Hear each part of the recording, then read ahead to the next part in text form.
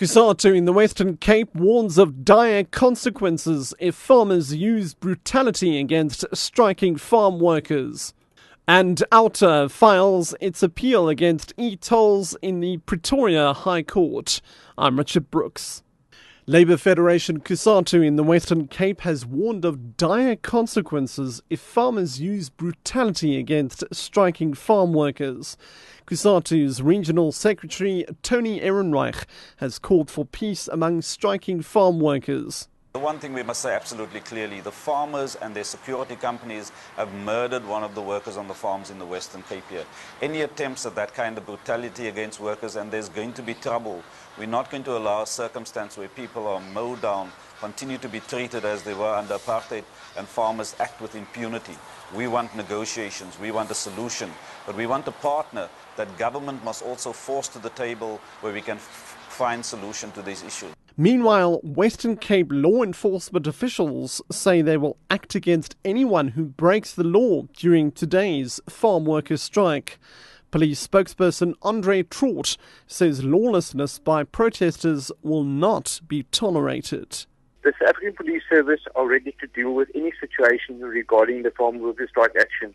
We make an appeal to farm workers to conduct their protest action within the framework of the law. We will not tolerate any form of lawlessness. The opposition to Urban Tolling Alliance, Outer, has filed its appeal against e-tolls in the Pretoria High Court. Outer chairperson Musa Strachen confirmed the application for leave to appeal was filed. The appeal follows a judgment on December 13 by the High Court in Pretoria, which dismissed an application by Outer to have the electronic tolling of Gauteng's major roads scrapped, paving the way for government to implement e-tolls. The court ordered Outer to pay the legal costs of the application. Outer also intended appealing this order. Northwest Department of Education says all systems are put in place for the start of the 2013 academic year. Last year, Teachers Union SATU raised concerns regarding late delivery of textbooks in some schools, lack of scholar transport, and the issue of temporary teachers. Education MEC Louisa Mabe.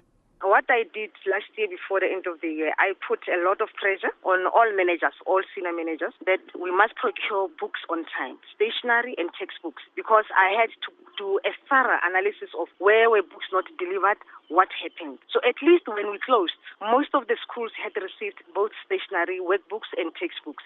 And definitely today, I went to Ituseng Primary School in Matlosana. The books were already in classrooms and they were waiting for learners to go to classrooms so that they can start issuing out those books.